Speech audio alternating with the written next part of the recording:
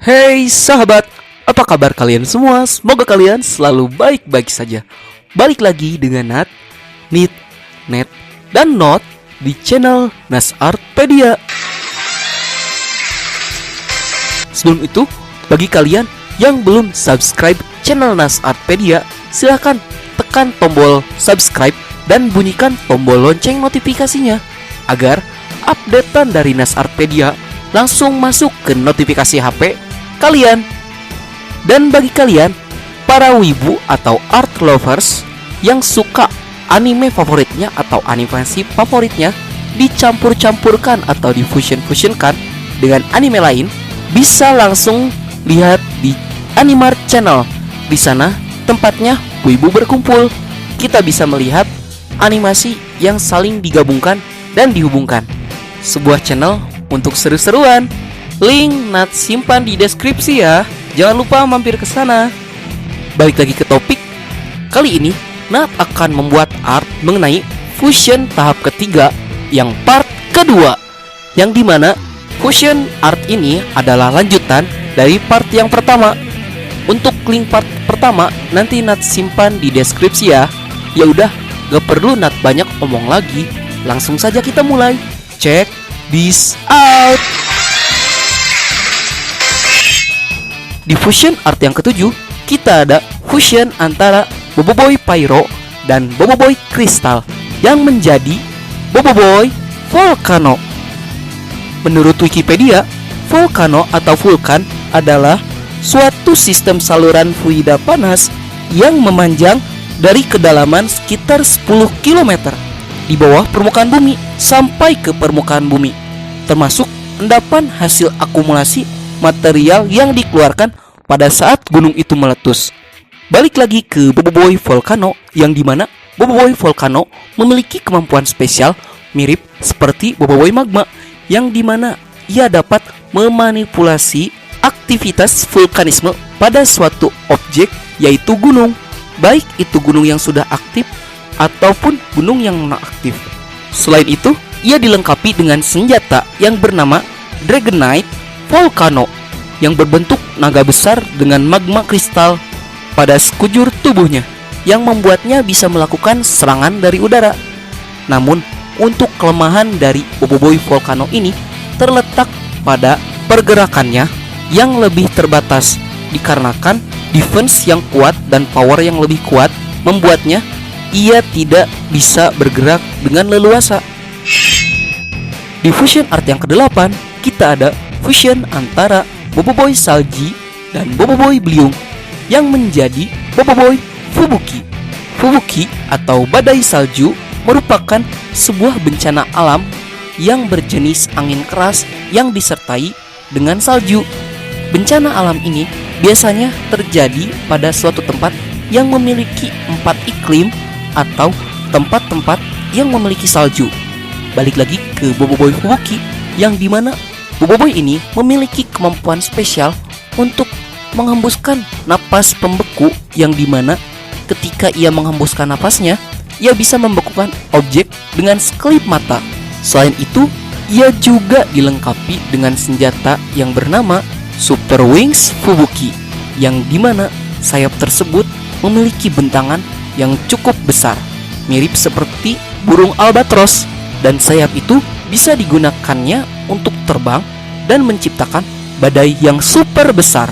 Namun, untuk kelemahan dari Boboiboy Fubuki ini, Boboiboy tetaplah manusia yang memiliki batasan untuk menahan rasa dingin. Jadi, ia harus berpacu dengan waktu sebelum Boboiboy mengalami hipotermia. Di fusion art yang ke-9, kita ada fusion antara Boboiboy Beliung dan Boboiboy Crystal yang menjadi Boboiboy Piramid. Seperti yang kita tahu, piramid atau piramida adalah sebuah situs bangunan kuno yang berada di Mesir yang memiliki struktur bangunan yang sangat besar dan masih menyimpan misteri bagaimana cara membangunnya sampai sekarang. Balik lagi ke Boboiboy Piramid, yang dimana Boboiboy Piramid memiliki kemampuan spesial untuk mengubah struktur benda menjadi sebuah pasir emas yang bisa ia gunakan sebagai bahan untuk menyerang. Dan pasir emas itu lebih kuat daripada pasir yang biasa. Ia juga dilengkapi dengan senjata andalan yang bernama Sphinx Pyramid, yang dimana manusia setengah singa itu memiliki ukuran yang cukup besar, yang akan sulit dilawan karena jika ia diserang, tubuhnya bisa menyesuaikan dengan serangan yang ia diterima, sehingga Sphinx Pyramid tidak akan terdampak oleh serangan yang diberikan. Namun, untuk kelemahan dari Boboiboy Pyramid ini, ia tidak bisa mengembalikan benda-benda yang ia ubah menjadi pasir, sehingga benda yang ia ubah akan permanen menjadi pasir.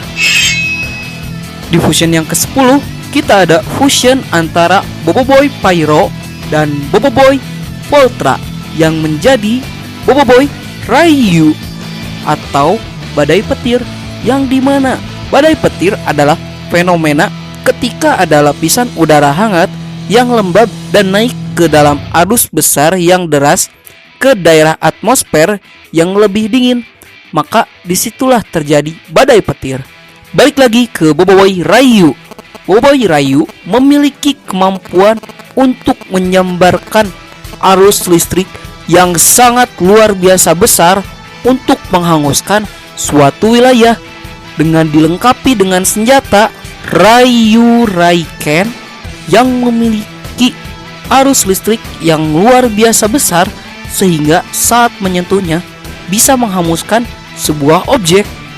Selain itu, Boboiboy Raiyu juga memiliki kecepatan dan ketangkasan yang cukup hebat.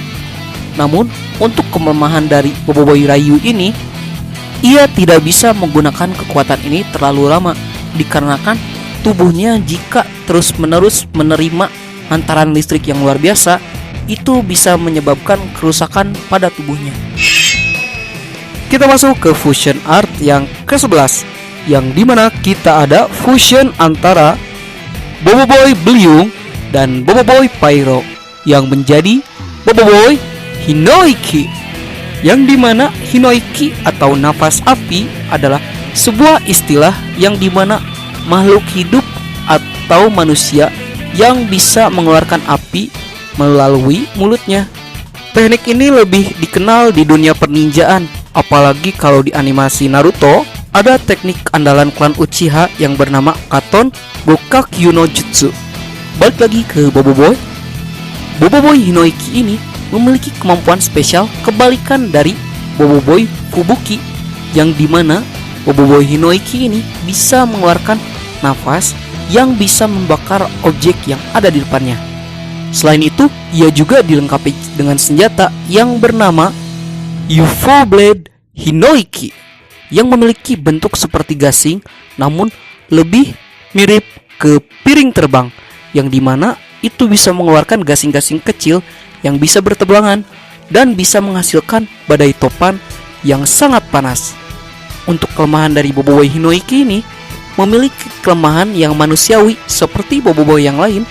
Ia tidak bisa menggunakan kekuatannya terlalu berlebihan, karena jika digunakan terlalu berlebihan, Boboiboy Hinoiki bisa terkena dehidrasi. Terima kasih bagi kalian yang nonton video ini sampai selesai. Dan Nat sekali lagi ingatkan pada kalian, ini hanya fan art ya, hanya karangan Nat mengenai Boboiboy.